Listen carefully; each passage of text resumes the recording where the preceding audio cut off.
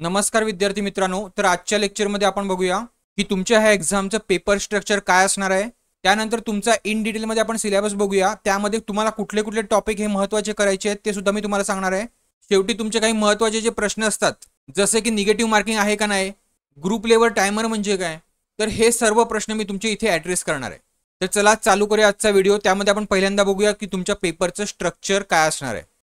आता तुमच्या ज्या काही पोस्ट आहेत त्या दोन विभागामध्ये त्यांनी डिवाइड केलेले आहेत।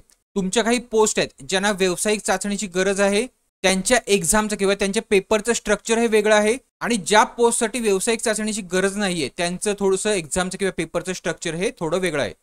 तर पहिल्यांदा आपण बघूया की व्यावसायिक चाचणी आवश्यक असलेल्या पदांसाठी काय पेपर स्ट्रक्चर आहे। तर बघा, तुमचा टोटल 60 मार्काचा तुमचा क्वेश्चन पेपर असणार आहे, आणि त्या 60 मार्काच्या क्वेश्चन पेपरसाठी त्यांनी टोटल किती मार्क, आपला टाइम किती दिलेला आहे, तर 60 मिनिटं दिलेली आहे। ठीक आहे, आणि तुमचे हे 60 क्वेश्चन जे आहेत ते त्यांनी 4 सेक्शनमध्ये डिवाइड केलेले आहेत।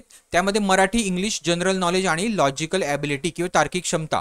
त्यानंतर बघूया आपण व्यावसायिक चाचणी आवश्यक नसलेली पदे, जी की कुठली आहेत, ती 14 पदे आहेत। तर ह्या 14 पदांसाठी तुमची एक्झाम किती मार्कासाठी होणार आहे, तर टोटल 100 क्वेश्चन असणार आहे, आणि त्याला त्यांनी 90 मिनिटं दिलेली आहेत, म्हणजे 1.5 तास दिलेले आहे।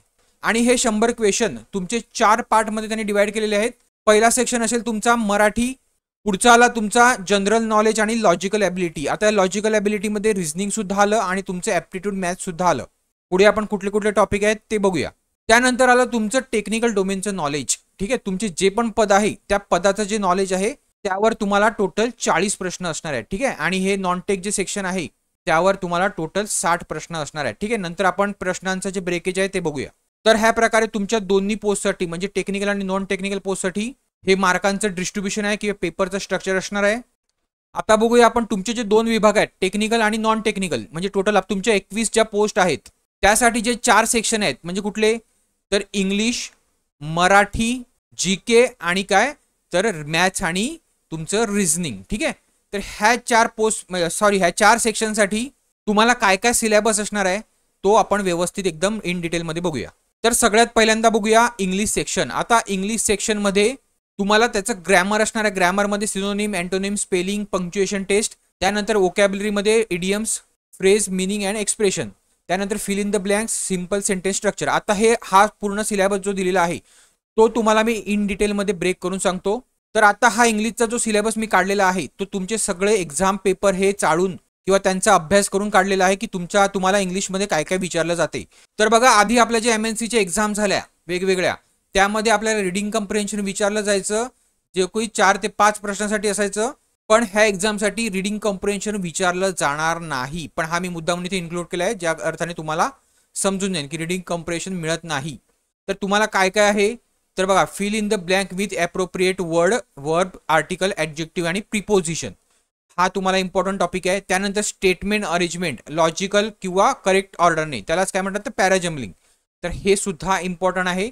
त्यानंतर सिनोनिम, अँटोनिम, हा सुद्धा इम्पॉर्टंट टॉपिक आहे, प्रश्न विचारले जातातच सॉरी। त्यानंतर आहे इडियम किंवा फ्रेज, ह्यावर सुद्धा प्रश्न असतो। त्यानंतर आहे एरर, सेंटेन्समध्ये एरर असेल, स्पेलिंगमध्ये एरर असेल किंवा ग्रॅमॅटिकल एरर असेल किंवा एखादा सेगमेंट असेल किंवा अंडरलाईन सेक्शन असेल त्याला एरर असेल, तो तुम्हाला फाइंड आउट करायचा असतो, त्यावर सुद्धा प्रश्न असतोच। त्यापुढे tenses or appropriate form of verb, वर्बचं तुम्हाला फॉर्म विचारला तो असतो। त्यापुढे सगळ्यात महत्त्वाचं आहे पंक्च्युएशन मार्क व पंक्च्युएशन ऑफ गिवन सेंटेन्स, हा सुद्धा प्रश्न असतो। पुढे meaning of verb and proverb, आणि नंतर one word substitution of given phrase, for given phrase, तर हा सुद्धा तुम्हाला प्रश्न असतो। ठीक आहे, तर हे सगळे इम्पॉर्टंट तुमचे प्रश्न आहेत। तर मी सांगेल इंग्लिश तुम्ही व्यवस्थित वाचून जा, त्यामध्ये इडियम, फ्रेज हे व्यवस्थित वाचून जा। बाकीचे जे आपण बघितले ते हे सगळे तुम्ही व्यवस्थित करायचे आहेत। आणि हे कुठून करणार, तर मी सांगेल तुम्हाला ह्याचा रेफरन्स घ्यायचा आहे ते मागचे TCSचे ओल्ड क्वेश्चन पेपर। ठीक आहे, त्यामध्ये ह्या टॉपिकवरचे तुम्हाला क्वेश्चन बघायचे आहेत, म्हणजे तुम्हाला आयडिया येईल की कशा प्रकारे TCS हे क्वेश्चन विचारते। क्लिअर आहे। आता पुढचा सेक्शन बघूया, मराठी सेक्शन। तर मराठीसाठी त्यांनी आपल्याला सिलेबसमध्ये काय काय दिलेलं आहे, तर वाक्यरचना, शब्दार्थ, प्रयोग, समानार्थी शब्द, विरुद्धार्थी शब्द, पुढे उपमा, अलंकार, म्हणी व वाक्यप्रचार यांचा अर्थ, वाक्यात उपयोग, सर्वसामान्य शब्दसंग्रह, प्रसिद्ध पुस्तके, लेखक आणि योग्य जोडा लावा। आता हा सुद्धा सिलेबस मी व्यवस्थित डिकोड करतो। तर बघा, मराठी सेक्शनमध्ये सुद्धा तुम्हाला उतारावर प्रश्न नसणार आहेत, तर हे सगळ्यांनी लक्षात घ्यायचं आहे। त्यानंतर ग्रंथ, कादंबरी, काव्यसंग्रह, कथासंग्रह, निबंध संग्रह, आत्मकथन, ज्ञानपीठ किंवा साहित्य अकादमी, साहित्यिकांची नावं किंवा साहित्यिकांची टोपण नावं जी असतात ती सुद्धा विचारली जातात. पुढे जे आपण हे बघितलं ह्यांचे लेखक सुद्धा विचारले जातात. ठीक आहे, तर हाच प्रश्न तुम्हाला करायचा आहे, विचारला जातोच. पुढे समानार्थी व विरुद्धार्थी शब्द, हा सुद्धा इम्पॉर्टंट टॉपिक आहे, ह्याच्यावर सुद्धा प्रश्न विचारले जातात, पण थोडे इझी लेवलचे असणारे जे मराठी माध्यमातले विद्यार्थी असतील त्यांना ते इझी जातील. त्यापुढे वाक्याचे प्रकार, आता वाक्याचा प्रकार सुद्धा विचारला जातो, वाक्यप्रचाराचा अर्थ सुद्धा तुम्हाला विचारला जातो आणि वाक्य प्रकारचा वाक्यात उपयोग सुद्धा विचारला जातो. खूप इम्पॉर्टंट आहे, करायचं आहे. क्लिअर आहे. त्यानंतर प्रयोग हा विचारला जातो. ह्या परीक्षेमध्ये तुम्हाला समास हा विचारला जात नाही. ठीक आहे, समास त्यांनी दिलेला सुद्धा नाही आपल्या ह्याच्यामध्ये, आणि मी जे क्वेश्चन पेपर बघितले त्याच्यामध्ये समास कुठेच विचारला गेलेला नाही. त्यामुळे प्रयोग हा तुमच्यासाठी खूप इम्पॉर्टंट आहे. आणि प्रयोगमध्ये सुद्धा तुम्ही वरच्यावर करायचं नाहीये, कर्तरी कर्मणीवर मेन जे आहे ते पण नाही करायचं, डीप मध्ये तुम्हाला करायचं. ठीक आहे, म्हणजे कर्मकर्तरी, पुराण कर्तरी, शक्य कर्तरी ह्या टाईपचं. ठीक आहे, म्हणजे डीप मध्ये तुम्हाला हा प्रयोग हा करायचा आहे. ठीक आहे. त्यानंतर आहे अलंकार ओळखा. अलंकार ओळखा ह्यावर सुद्धा प्रश्न असतो. त्यामध्ये जो इम्पॉर्टंट आहे, 2 अलंकार आहेत, उपमा आणि अर्थालंकार. तर उपमा अलंकार हा महत्वाचा आहे, ह्याच्यावर प्रश्न विचारला जातो. ठीक आहे, उपमा कुठला आहे, उपमेय कुठला आहे, तर ह्या प्रकारे. त्यापुढे आहे तुम्हाला एक शब्द दिला जातो, अलंकारिक शब्द, त्याचा अर्थ तुम्हाला विचारला जातो, हा सुद्धा प्रश्न विचारला जातो. त्यानंतर आहे म्हणी. म्हणी तुम्हाला विचारला जातो, म्हणीचा अर्थ विचारला जातो आणि त्याचा वाक्यात उपयोग सुद्धा विचारला जातो. त्यामुळे म्हणी सुद्धा सगळ्यांनी करायचे आहेत, एक प्रश्न असतोच. त्यानंतर आपण इंग्लिशमध्ये बघितल्याप्रमाणे जी सेंटेन्स ऑर्डर लावायची असते त्याचप्रमाणे मराठीमध्ये सुद्धा अर्थपूर्ण वाक्य शब्द रचनेचा एक योग्य क्रम लावायचा असतो, हा सुद्धा प्रश्न असतो. त्यामुळे हा सुद्धा करायचा आहे. त्यापुढे आहे शब्द व त्याचे भाववाचक नाव. म्हणजे काय, फॉर एक्झाम्पल पाटील, पाटीलचं काय येणार आहे भाववाचक नाव, तर पाटीलकी. ठीक आहे. त्याचप्रमाणे गुलामचं काय येणार आहे, तर गुलामगिरी, ह्या प्रकारे. ठीक आहे, तर हे सुद्धा तुम्हाला करायचं आहे. त्यापुढे सामान्य नाम व विशेष नाम. सामान्य नाम व विशेष नाम म्हणजे काय, फॉर एक्झाम्पल झाड, झाड काय झालं तर सामान्य नाम झालं. आणि पिंपळ काय झालं, पिंपळ, पिंपळ हे एका झाडाचं नाव आहे, तर पिंपळ काय झालं तर त्याचं ते विशेष नाम झालं. ठीक आहे, तर हा प्रश्न सुद्धा तुम्हाला विचारला जातात. त्यानंतर आहे शब्दाचा अर्थ व त्याचे प्रकार, हे सुद्धा व्यवस्थित करायचं आहे. ठीक आहे. पुढे आहे अचूक शब्द व अचूक वाक्य रचना. ठीक आहे, ह्याच्यामधला अचूक शब्द कुठला असतो ते करायचं आहे, किंवा एखादी वाक्यरचना दिली असेल तर त्या वाक्यरचना संबंधी कुठलं तुमचं जे वाक्य त्यांनी खालती ऑप्शनमध्ये तुम्हाला दिली असतील, कुठली वाक्यरचना सही आहे ती तुम्हाला व्यवस्थित करायचं आहे. ठीक आहे. पुढे आहे एकवचन अनेक वचन, तर हे सगळ्यांना माहिती असेल. तर हे एवढे टॉपिक तुम्हाला व्यवस्थित करायचे आहेत. त्यामधले जे वरचे टॉपिक्स आहेत, वाक्यप्रचार, वाक्यप्रकार, वाक्यप्रचाराचा वाक्यात उपयोग, प्रयोग, अलंकारिक शब्द, अलंकार ओळखा, म्हणी, तर हे सगळे तुम्हाला व्यवस्थित करायचे आहेत. मी ते सांगेल सगळेच करायचे आहेत. पुढे अजून एक राहून गेला होता, तो म्हणजे अवयव. अवयव सुद्धा तुम्हाला करायचा आहे. तर एवढे तुम्हाला टॉपिक हे व्यवस्थित करायचे आहेत. क्लिअर आहे. आता हे सगळे करणार कुठनं, तर मी पुन्हा सांगेल, ओल्ड तुमचे क्वेश्चन पेपर टीसीएसचे विचारलेले बघा. त्यामध्ये तुम्हाला टीसीएसने काय प्रकारचे प्रश्न विचारलेले आहेत ते सगळे समजतील, आणि त्याचा रेफरन्स घेऊन मग तुम्ही तो अभ्यास करायचा आहे. त्यानंतर पुढचा जो तुमचा सेक्शन आहे तो आहे जनरल नॉलेज. तर जनरल नॉलेजवर त्यांनी आपल्याला काय काय दिलेलं आहे सिलेबसला, तर करंट अफेअर्स, इंडिया आणि महाराष्ट्र सेंट्रिक. त्यानंतर आहे इंडियन हिस्ट्री, त्यानंतर आहे जॉग्राफी, नंतर आहे कॉन्स्टिट्यूशन, नंतर आहे जनरल सायन्स, आणि नंतर स्पोर्ट्स अँड कल्चर, आणि नंतर आहे राईट टू इन्फॉर्मेशन ऍक्ट 2005 आणि महाराष्ट्र पब्लिक सर्व्हिसेस ऍक्ट 2015, आणि शेवटी आहे information technology related basic knowledge. म्हणजे IT रिलेटेड काही तुम्हाला क्वेश्चन येतील 1 ते 2, तर ते सुद्धा तुम्हाला व्यवस्थित करायचे आहेत. तर आता आपण ह्या जनरल नॉलेजचं ब्रेक करूया. तर पहिल्यांदा मी काय करणार आहे, तर जनरल नॉलेज ज्यांना सेपरेट आहे, म्हणजे ज्या पदांना जनरल नॉलेज हे 15 मार्कासाठी येणार आहे, म्हणजे कोणती पदं, तर व्यावसायिक चाचणी आवश्यक असलेली पदं. ठीक आहे, तर हे जे पदं आहेत त्यांना जनरल नॉलेज हे 15 मार्कासाठी आहेत आणि ते सेपरेट सेक्शन आहे. तर त्याचं ब्रेक आपण पहिल्यांदा बघूया. तर तुम्हाला पहिल्यांदा करंट अफेअर्स कितीसाठी येणार आहेत, तर करंट अफेअर्सचे तुम्हाला 3 ते 4 प्रश्न असतात. त्यानंतर आहे पॉलिटीवर तुम्हाला किती प्रश्न असतात, तर पॉलिटीवर तुम्हाला 1 ते 2 प्रश्न असतो. त्यानंतर आहे जॉग्राफीवर सुद्धा तुम्हाला 1 ते 2 प्रश्न असतो. हिस्ट्रीवर सुद्धा 1 ते 2 प्रश्न असतो. त्यानंतर आहे जनरल सायन्सवर सुद्धा तुम्हाला 2 ते 3 प्रश्न असतात. त्यानंतर आहे इकॉनॉमीवर सुद्धा तुम्हाला 1 ते 2 प्रश्न असतो. आणि शेवटी आहेत तुमचे ऍक्ट्स, जे आपण ऍक्ट्स मगाशी बघितले कुठले, तर राईट टू इन्फॉर्मेशन ऍक्ट आणि महाराष्ट्र पब्लिक सर्व्हिस ऍक्ट. ह्यांच्या दोन्ही ऍक्टवर तुम्हाला किती असतात, 2 ते 3 प्रश्न असतात. असे तुम्हाला टोटल 15 प्रश्न हे GK साठी आहेत. तर ह्या जीकेचं अजून आपण ब्रेकेज करूयात. जीके मध्ये पॉलिटीमध्ये तुम्हाला काय काय विचारलं जाते, तर तुम्हाला मेन जे आर्टिकल्स आहेत ते आर्टिकल्स विचारले जातात आणि काय विचारले जाते तर बेसिक कॉन्स्टिट्यूशन तुम्हाला करायचं आहे. म्हणजे कॉन्स्टिट्यूशनचे पार्ट किती आहेत आणि कॉन्स्टिट्यूशन कधी लागू झालं वगैरे. ठीक आहे, म्हणजे बेसिक फीचर्स. ठीक आहे, तर हे तुम्हाला पॉलिटीमध्ये करायचं आहे. इकॉनॉमीमध्ये काय काय विचारलं जाते तर तुमचं लेटेस्ट जे बजेट असते बजेट, तर बजेटवर क्वेश्चन असतो आणि जर विचारलं तर पंचवार्षिक योजना. ठीक आहे, पंचवार्षिक योजना ह्या 2 टॉपिकवर प्रश्न असतो. त्यापुढे आहे जॉग्राफीवर काय विचारलं जातं तर स्टॅटिकमध्ये काही भारतातील नद्या किंवा पठारे वगैरे असं विचारते. म्हणजे भारतावर सुद्धा प्रश्न असतो आणि महाराष्ट्रावर सुद्धा असतो. ठीक आहे, तर हे लक्षात घ्यायचं आहे. किंवा काय असतो तर 2011ची जी जनगणना आहे त्यावर सुद्धा प्रश्न असतो. तर हा टॉपिक सुद्धा तुम्ही व्यवस्थित करायचा आहे. त्यानंतर आहे हिस्ट्रीमध्ये मॉडर्न हिस्ट्री सुद्धा महत्वाची आहे, त्यावर सुद्धा प्रश्न असतो. आणि जी मेडिवल हिस्ट्री आहे त्या मेडिवल हिस्ट्रीवर सुद्धा प्रश्न असतो. आणि मेडिवल हिस्ट्रीवर मोस्टली काय विचारलं जातं तर राजे झालेले आहेत त्यांनी कुठले कुठले मॉन्युमेंट्स बांधलेले आहेत, म्हणजे कुठल्या कुठल्या बिल्डिंग्स ह्या बांधलेल्या आहेत त्यावर प्रश्न विचारतो की ही बिल्डिंग कुठल्या राज्याशी संबंधित आहे. तर अशा प्रकारे. ठीक आहे, पुढे आहे जनरल सायन्स मध्ये इम्पॉर्टंट तुम्हाला आहे बायोलॉजीवर विचारले तर 1 ते 2 हा प्रश्न असतो आणि मग फिजिक्स आणि केमिस्ट्री त्यावर 1 ते 2 असू शकतो. ठीक आहे, पुढे आहे ऍक्ट्स. आता ऍक्ट्सचं मी सांगितलं ते 2 ऍक्ट्स तुम्हाला करायचे आहेत, त्यावर 2 ते 3 प्रश्न असणार आहेत. तर अशा प्रकारे तुमचे 15 प्रश्न तुम्हाला जीके वर असणार आहे. ठीक आहे, तर हे व्यवस्थित तुम्हाला करायचे आहेत. मी पुन्हा सांगेल मागचे क्वेश्चन पेपर बघा, काय पॅटर्न आहे तो बघा. मी ऑलरेडी तुम्हाला हा दिलेला आहे पण तुम्ही सुद्धा बघू शकता. ठीक आहे, आणि मॅक्झिमम फोकस हा जीके वर करंट अफेअर्सवर करा, कारण हाच जो तुमचा सेक्शन असतो तोच तुमचं रँकिंग डिसाईड करत असतो. आणि ह्याच सेक्शनमध्ये कोणी कितीही विद्यार्थी अभ्यास करणारा असेल तो सुद्धा मार खाऊन जातो. ठीक आहे, त्यामुळे तुम्हाला हा व्यवस्थित करायचा आहे. मी तुम्हाला ऑलरेडी इनसाइट दिलेला आहे. आता पुढचा सेक्शन म्हणजे कुठला तर रिझनिंग आणि ऍप्टिट्यूड, तो बघण्याआधी आपण बघूया की ह्या एक्झामसाठी निगेटिव्ह मार्किंग आहे का. तर कुठल्याही पदासाठी निगेटिव्ह मार्किंग नाहीये. परत एकदा लक्षात घ्या, कुठल्याही पदासाठी निगेटिव्ह मार्किंग नाहीये. जे पण तुमचे ऑप्शन तुम्हाला दिलेले आहेत किंवा जे पण तुमचे क्वेश्चन तुम्हाला दिलेले आहेत ते टोटल क्वेश्चन तुम्हाला अटेम्प्ट करायचे आहेत. रॉंग झाला तरी निगेटिव्ह मार्किंग नाही. पुढे आता जर तुम्हाला हा व्हिडिओ आतापर्यंत आवडला असेल तर प्लीज एक लहानशी रिक्वेस्ट करतोय, तर हा व्हिडिओ लाईक करायला विसरू नका, कारण तुमच्या लाईक केल्याने मला थोडासा सपोर्ट भेटतो आणि मी मॅक्झिमम तुमच्या ह्या रिलेटेड व्हिडिओ बनवण्याचा प्रयत्न करतो. ठीक आहे, आता रिझनिंग ऍप्टिट्यूड बघण्याआधी आपण बघूया की ग्रुप लेवल टायमर म्हणजे काय. तर बघा, तुमचे जे 4 सेक्शन असणार आहेत तुम्हाला 4 किंवा मग इथे किती तर इथे सुद्धा 4. ठीक आहे, टेक्निकल, जनरल नॉलेज, इंग्लिश आणि मराठी.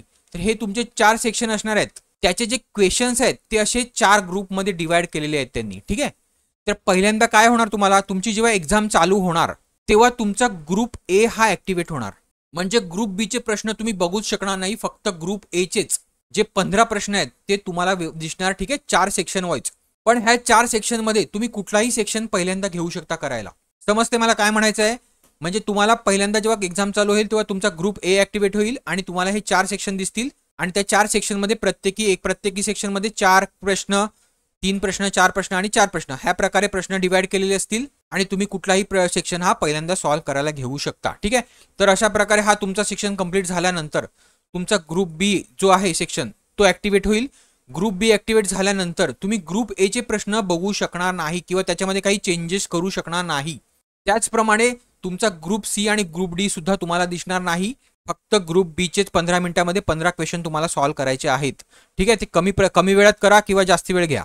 आणि त्यानंतर ग्रुप सी त्याचप्रमाणे आणि ग्रुप डी आपण मागे बघितल्याप्रमाणे तसंच तुमचे ऍक्टिव्हेट होत जाणार आहे. ठीक आहे, तर ह्याला म्हणतात ग्रुप लेवल टायमर. म्हणजे ग्रुपमध्ये तुम्हाला क्वेश्चन दिले जातील आणि त्यासाठी एक टाइम असेल. ठीक आहे, तर क्लिअर आहे सगळ्यांना ग्रुप लेवल टायमर म्हणजे काय. आता रिझनिंगचा किंवा ऍप्टिट्यूडचा सेक्शन बघण्याआधी माझ्या 1 वर्षाच्या करंट अफेअरच्या नोट्स कोणाला हव्या असतील तर त्या तुम्हाला 151 रुपीजमध्ये भेटतील. प्लस तुम्हाला मी काय करणार आहे तर मागचे 100+ TCSचे वेगवेगळे एक्झामचे क्वेश्चन पेपर आहेत तुम्हाला फ्री देणार आहे ह्याच्यासोबतच. प्लस DMARचे माझ्याकडे काही क्वेश्चन पेपर आहेत. म्हणजे मागे जी DMARची भरती झाली त्याचे काही क्वेश्चन पेपर आहेत, त्याच्या ह्या पोस्ट आहेत. तर एवढे क्वेश्चन पेपर माझ्याकडे आहेत ह्या पोस्टसाठीचे.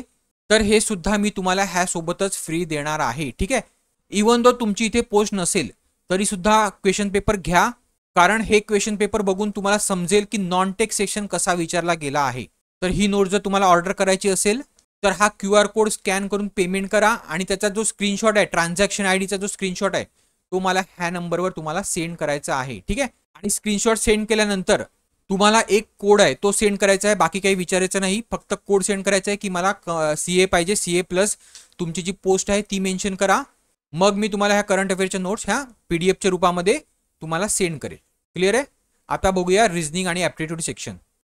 तर बघा रिझनिंग आणि ॲप्टिट्यूड सेक्शनमध्ये किंवा रिझनिंग आणि मॅथ सेक्शनमध्ये तुमचे जे 15 मार्क आहेत, पहिल्यांदा आपण 15 मार्कवाले बघूया.